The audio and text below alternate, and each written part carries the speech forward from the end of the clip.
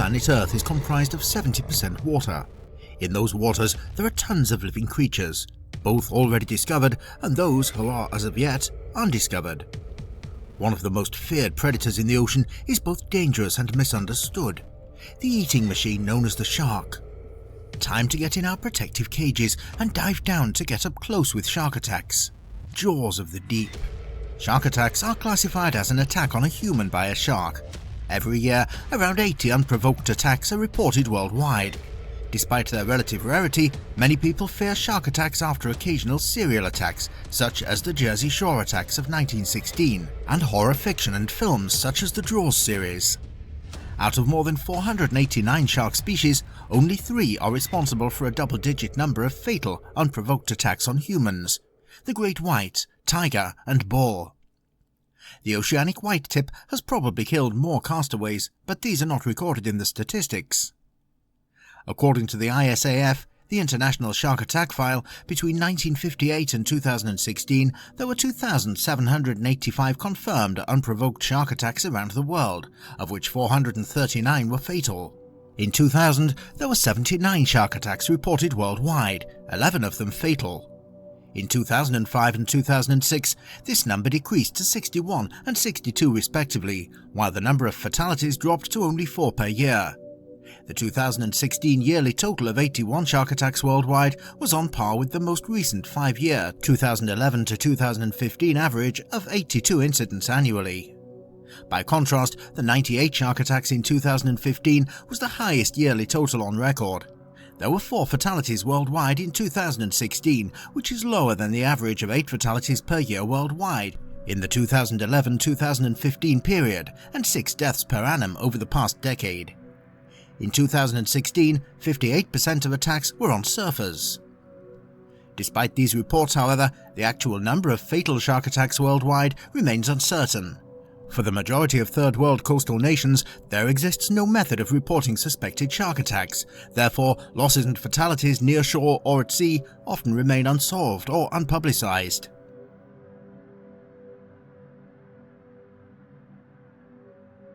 Of these attacks, the majority occurred in the United States: 53 in 2000, 40 in 2005, and 39 in 2006. The New York Times reported in July 2008 that there had been only 1 fatal attack in the previous year. On average, there are 16 shark attacks per year in the United States, with 1 fatality every 2 years. According to the ISAF, the US states in which the most attacks have occurred are Florida, Hawaii, California, Texas, and the Carolinas, though attacks have occurred in almost every coastal state. Australia has the highest number of fatal shark attacks in the world, with Western Australia recently becoming the deadliest place in the world for shark attacks, with total and fatal shark bites growing exponentially over the last 40 years. Since 2000, there have been 15 fatal shark attacks along the West Australian coast, with divers now facing odds of 1 in 16,000 for a fatal shark bite. Other shark attack hotspots include Reunion Island, Boa Viagem in Brazil, Makena Beach, Maui, Hawaii, and Second Beach, Port St. John's, South Africa.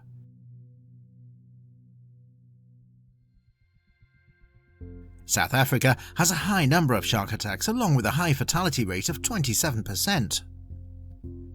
As of June 28, 1992, Recife in Brazil began officially registering shark attacks on its beaches, mainly on the beach of Boa Viagem.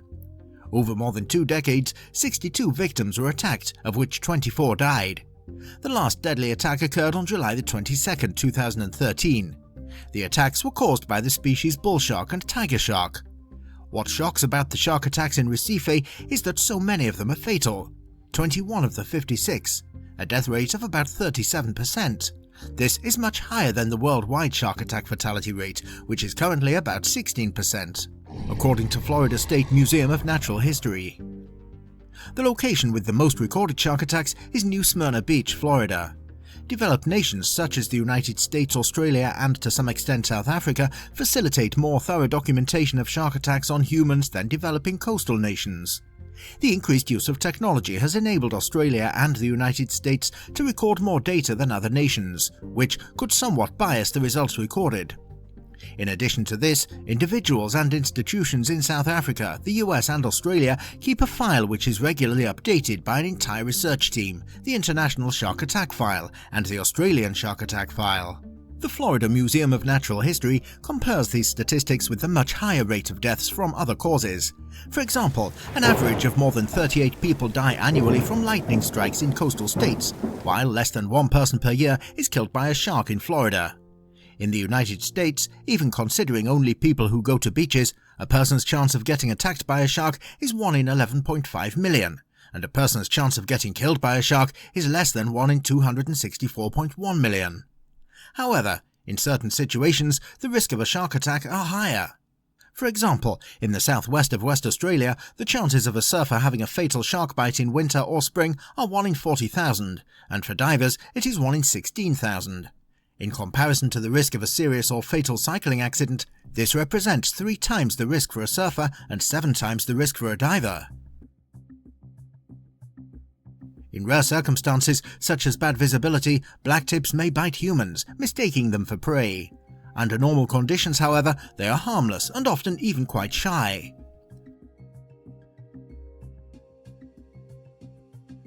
As we mentioned earlier, only a few species of shark are dangerous to humans. Out of more than 480 shark species, only 3 are responsible for 2-digit numbers of fatal unprovoked attacks on humans: the great white, tiger and bull. However, the oceanic whitetip has probably killed more castaways which may not have been recorded in the statistics. These sharks, being large, powerful predators, may sometimes attack and kill people. However, they have all been filmed in open water by unprotected divers. The 2010 French film Oceans shows footage of humans swimming next to sharks in the ocean. It is possible that the sharks are able to sense the presence of unnatural elements on or about the divers, such as polyurethane diving suits and air tanks, which may lead them to accept temporary outsiders as more of a curiosity than prey. Uncostumed humans, however, such as those surfboarding, light snorkeling or swimming, present a much greater area of exposed skin surface to sharks. In addition, the presence of even small traces of blood, recent minor abrasions, cuts, scrapes or bruises may lead sharks to attack a human in their environment. Sharks seek out prey through electroreception, sensing the electric fields that are generated by all animals due to the activity of their nerves and muscles. Most of the oceanic whitetip shark attacks have not been recorded, unlike the other 3 species mentioned above. Famed oceanographic researcher Jacques Cousteau described the oceanic whitetip as the most dangerous of all sharks. Watson and the Shark by J.S. Copley, based on the attack on Brooke Watson in Havana Harbor in 1749. Modern-day statistics show the oceanic whitetip shark as seldom being involved in unprovoked attacks. However, there have been a number of attacks involving this species, particularly during World War I and World War II. The oceanic whitetip lives in the ocean sea and rarely shows up near coasts, where most recorded incidents occur. During the World Wars, many ship and aircraft disasters happened in the open ocean, and, because of its former abundance, the oceanic whitetip was often the first species on site when such a disaster happened. Infamous examples of oceanic whitetip attacks include the sinking of the Nova Scotia, a British steamship carrying 1,000 people that was torpedoed by a German submarine on November 18, 1942, near South Africa. Only 192 people survived, with many deaths attributed to the oceanic whitetip shark.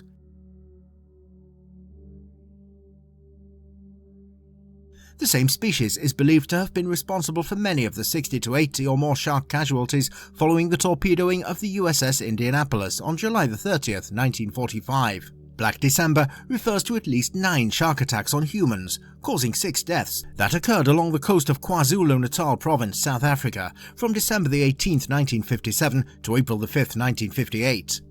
In addition to the 4 species responsible for a significant number of fatal attacks on humans, a number of other species have attacked humans without being provoked, and have, on extremely rare occasions, been responsible for a human death.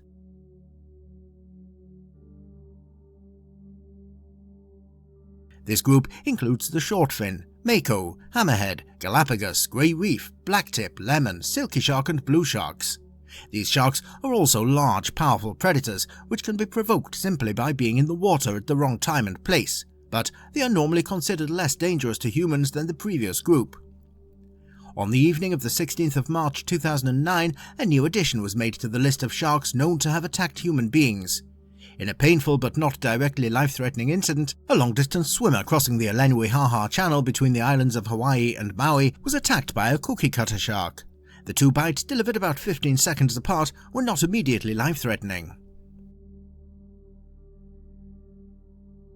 Shark attack indices use different criteria to determine if an attack was provoked or unprovoked. When considered from the shark's point of view, attacks on humans who are perceived as a threat to the shark or a competitor to its food source are all provoked attacks.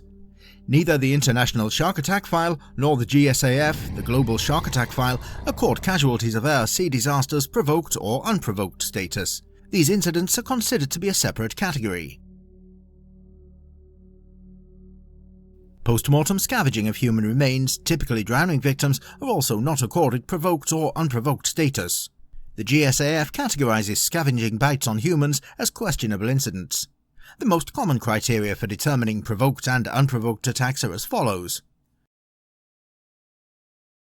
Provoked attacks occur when a human touches, hooks, nets, or otherwise aggravates the animal. Incidents that occur outside of a shark's natural habitat, such as aquariums and research holding pens, are considered provoked, as are all incidents involving captured sharks. Sometimes humans inadvertently provoke an attack, such as when a surfer accidentally hits a shark with a surfboard.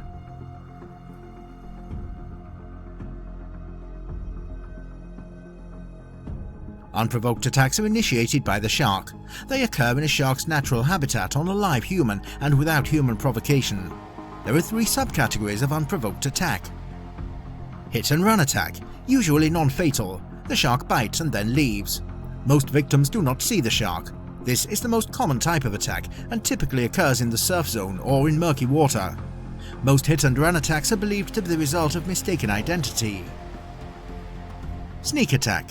The victim will not usually see the shark and may sustain multiple deep bites. This kind of attack is predatory in nature and is often carried out with the intention of consuming the victim. It's extraordinarily rare for this to occur.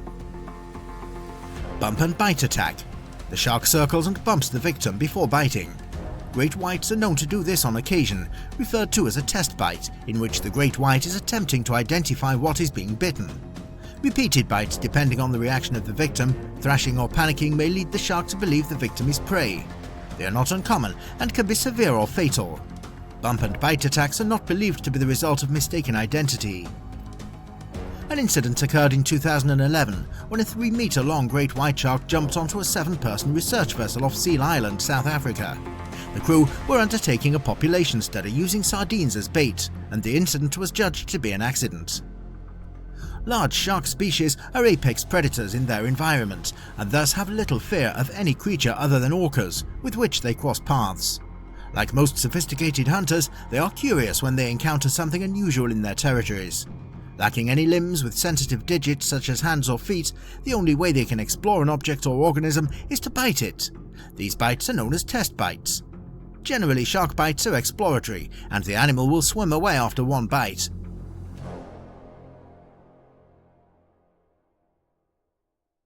For example, exploratory bites on surfers are thought to be caused by the shark mistaking the surfer and surfboard for the shape of prey.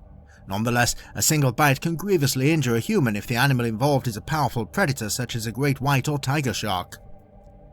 Feeding is not the reason sharks attack humans. In fact, humans do not provide enough high-fat meat for sharks, which need a lot of energy to power their large muscular bodies. A shark will normally make one swift attack and then retreat to wait for the victim to die or weaken from shock and blood loss, before returning to feed. This protects the shark from injury from a wounded and aggressive target. However, it also allows humans time to get out of the water and survive. Shark attacks may also occur due to territorial reasons, or as dominance over another shark species, resulting in an attack. Sharks are equipped with sensory organs called the ampullae of Lorenzi that detect the electricity generated by muscle movement. The shark's electrical receptors, which pick up movement, detect signals like those emitted from fish wounded. For example, by someone who is spearfishing, leading the shark to attack the person by mistake. George H. Burgess, director of the International Shark Attack File, said the following regarding why people are attacked. Attacks are basically an odds game, based on how many hours you're in the water. Over the years, several different methods have been employed the world over to prevent shark attacks. In Australia and South Africa, shark nets are used to reduce the risk of shark attack. Since 1936, shark nets have been utilised off Sydney beaches. Shark nets are currently installed at beaches in New South Wales and Queensland. 83 beaches are meshed in Queensland compared with 51 in New South Wales. Since 1952, nets have been installed at numerous beaches in South Africa by the KwaZulu-Natal Sharks Board. Shark nets do not offer complete protection, but work on the principle of fewer sharks, fewer attacks. They reduce occurrence via shark mortality. Shark nets such as those in New South Wales are designed to entangle and kill sharks and other animals that pass near them. Reducing the local shark populations is believed to reduce the chance of an attack. Historical shark attack figures suggest that the use of shark nets and drumlines does markedly reduce the incidence of shark attack when implemented on a regular and consistent basis. However, it has been argued that shark nets do not protect swimmers. The downside with shark nets is that they do result in bycatch, including threatened and endangered species. Between September 2017 and April 2018, 403 animals were killed in the nets in New South Wales, including 10 critically endangered grey nurse sharks, 7 dolphins, 7 green sea turtles, and 14 great white sharks. Between 1950 and 2008, 352 tiger sharks and 577 great white sharks were killed in the nets in New South Wales. Also, during this period, a total of 15,135 marine animals were killed in the nets, including whales, turtles, rays, dolphins and dugongs. KwaZulu-Natal's net program, operated by the KwaZulu-Natal Sharks Board, has killed more than 33,000 sharks in a 30-year period. During the same 30-year period, 2,211 turtles, 8,448 rays and 2,310 dolphins were killed in KwaZulu-Natal. Shark nets have been criticised by environmentalists, scientists and conservationists. They say shark nets harm the marine ecosystem. In particular, the current net program in New South Wales has been described as being extremely destructive to marine life. Sharks are important to the ecosystem, and killing them harms the ecosystem. Used to lure and capture large sharks using baited hooks. In some places, such as Queensland, the sharks are killed. Drumlines are typically deployed near popular swimming beaches with the intention of reducing the number of sharks in the vicinity and therefore the probability of shark attack. Drumlines were first deployed in Queensland, Australia in 1962.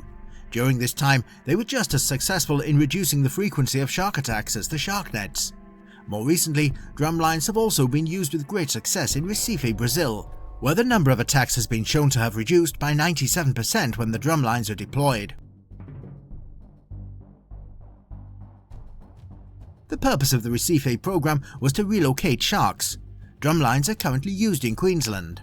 Between 2001 and 2018, a total of 10,480 sharks were killed on lethal drumlines in Queensland as part of a shark cull.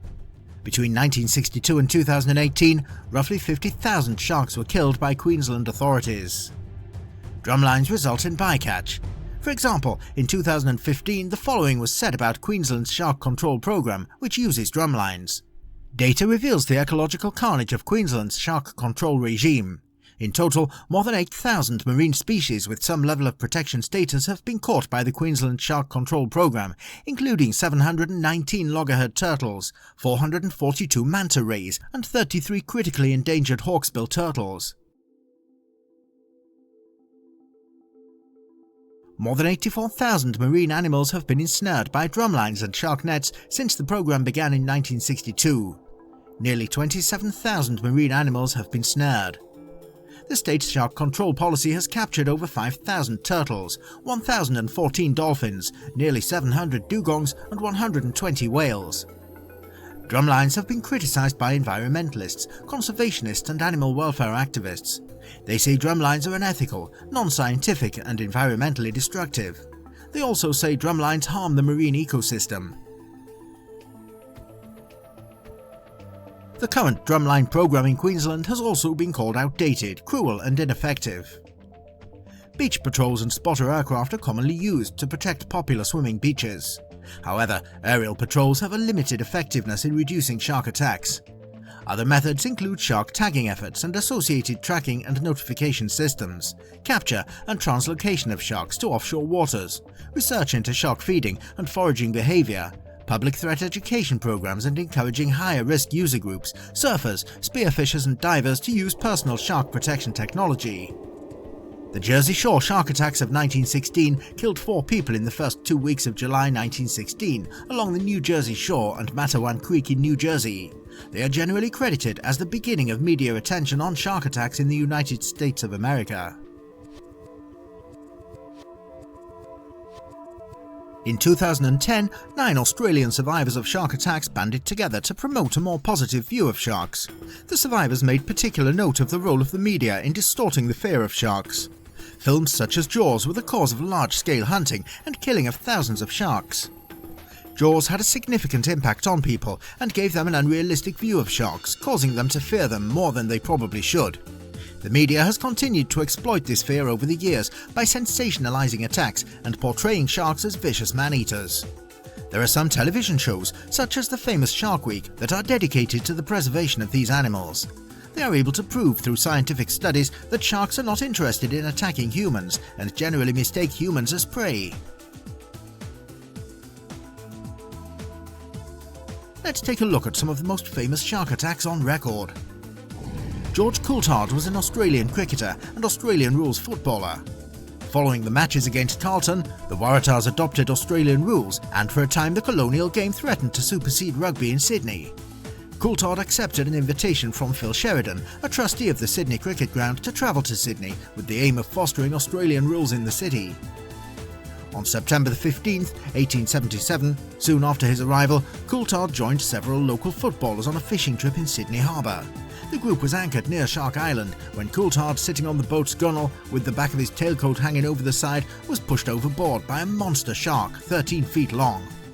The shark had seized his coattails trailing on the water and dragged him beneath the surface some 10 or 12 feet, until it tore the coat from his body.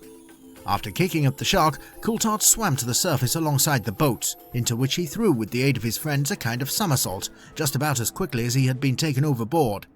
The incident was said to be one of the most marvellous escapes from a fearful death on record, and probably without parallel in Australian waters.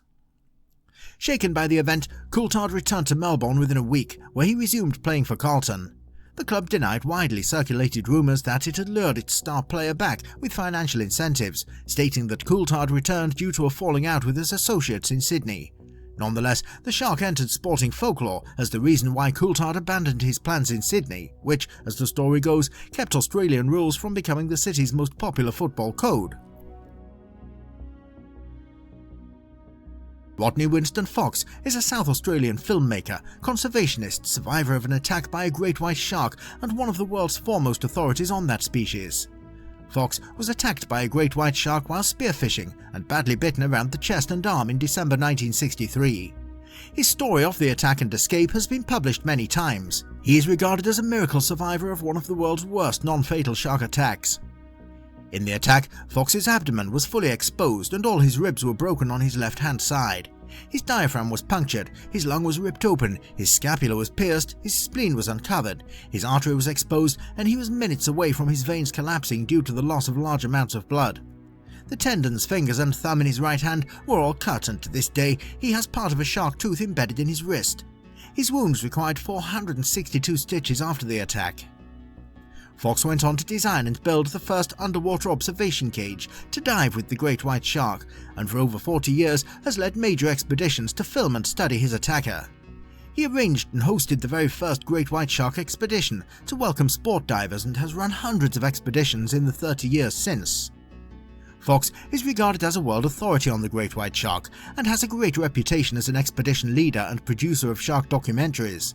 He has been involved in some way with most great white shark films made in the 20th century. He has hosted expeditions for over 100 major feature and documentary films with filmmakers and shark researchers from 16 different countries. Disney, Universal, IMAX, Cousteau Society and National Geographic have enlisted his help and filmed and studied the great white shark from his cages.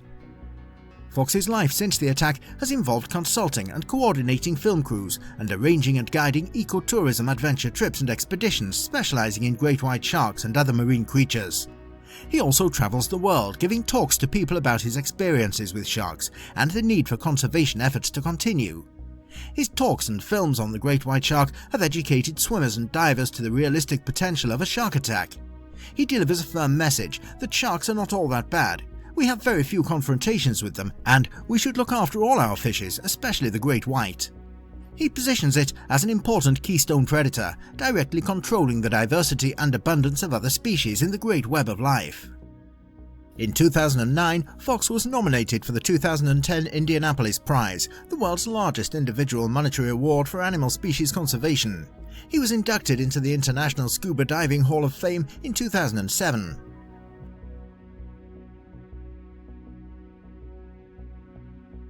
Bethany Milani Hamilton Dirks is an American professional surfer who survived a 2003 shark attack in which her left arm was bitten off, but who ultimately returned to professional surfing. She wrote about her experience in the 2004 autobiography Soul Surfer, a true story of faith, family, and fighting to get back on the board. In April 2011, the feature film Soul Surfer was released. On October 31, 2003, Hamilton, aged 13 at the time, went for a morning surf along Tunnels Beach, Kauai, with her best friend Alana Blanchard, Alana's father Holt, and brother Byron, when a 14-foot-long tiger shark attacked her, severing her left arm just below the shoulder. The Blanchards helped paddle her back to shore. Then Alana's father fashioned a tourniquet out of a rash guard and wrapped it around the stump of her arm. She was rushed to Wilcox Memorial Hospital. By the time she arrived there, she had lost over 60% of her blood and was in hypovolemic shock. A doctor living in a hotel nearby raced to the rescue. Her father, who was scheduled to have knee surgery that same morning, was already there, but she took his place in the operating room. Bethany was back in the water within 3 to 4 weeks of the attack. During subsequent media interviews, she confirmed that she felt normal when she was bitten and did not feel much pain from the bite at the moment of the disaster, but felt numb on the way to hospital. When the news broke out of the shark attack, a family of fishermen led by Ralph Young presented to investigators photos of a 14-foot-long tiger shark they had caught and killed about 1 mile from the attack site. It had surfboard debris in its mouth.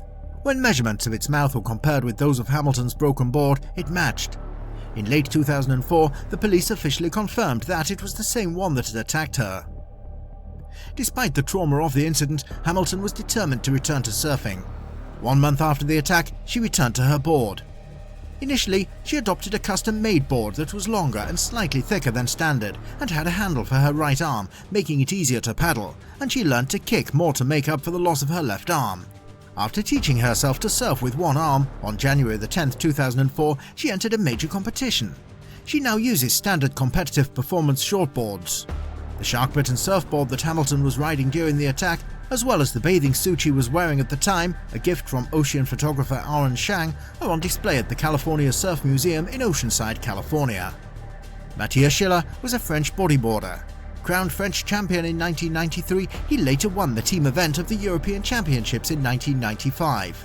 He died in a shark attack off Saint-Gilles, Réunion. The attack was likely caused by a tiger shark or bull shark. His body was not recovered.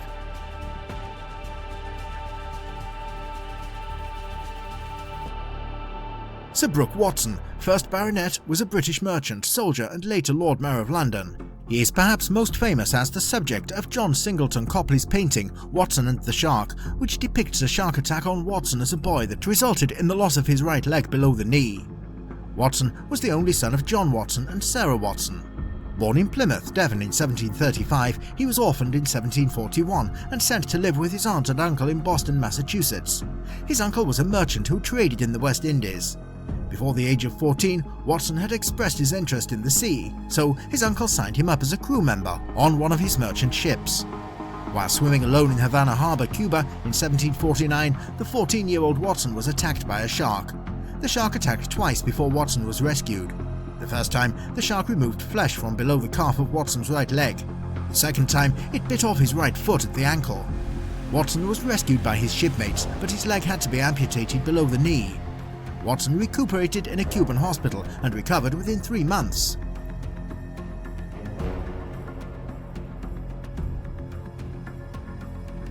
Michael Eugene Fanning, AO, nicknamed White Lightning, is a former Australian professional surfer.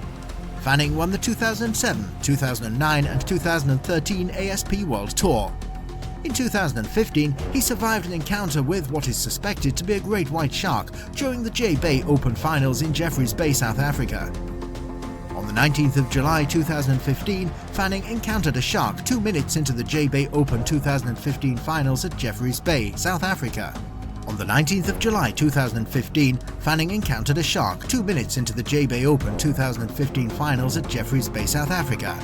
Fanning was in the water with Julian Wilson during the final when what was suspected to be a great white shark swam next to him. Fanning punched the shark and tried to wedge his board between the shark and his body. The shark eventually bit off Fanning's leash and Fanning started to attempt to flee back to the shore. Wilson paddled towards Fanning to assist him and was praised for his action and hailed as a hero. Much of the early coverage characterized the encounter as a shark attack. Based on analysis of the video and the fact that Fanning was not bitten, some marine biologists believe the shark had no intention of biting him. A response team quickly rescued him from any further danger by scaring the shark away with a boat and picking up both Fanning and Wilson, who was still in the water nearby. Both surfers escaped unharmed and were given a shared victory, splitting the prize money. Following the ordeal, Wilson gave a tear-filled interview. When he was asked, "You guys are locked in a title battle right now, and to put things into perspective, does that mean anything to you at this point in time?" Wilson replied, "No, not at all. I'm just happy he's alive." The event was cancelled. The next day, Fanning returned to Australia. He wondered why the shark did not bite him and told reporters, "I'm just lucky. It wasn't my time." The story received international news coverage. Fanning returned to the water to surf again less than a week later, dedicating it to his late brother, and also surfed Shipstern Bluff on August the 27th, a break notorious for great white sharks. Fanning later competed in the Billabong Pro Te-Hupu, which took place in August 2015 in Tahiti. Fanning would go on to take victory at the Hurley Pro at Trestles Beach and finish the year second in the ratings.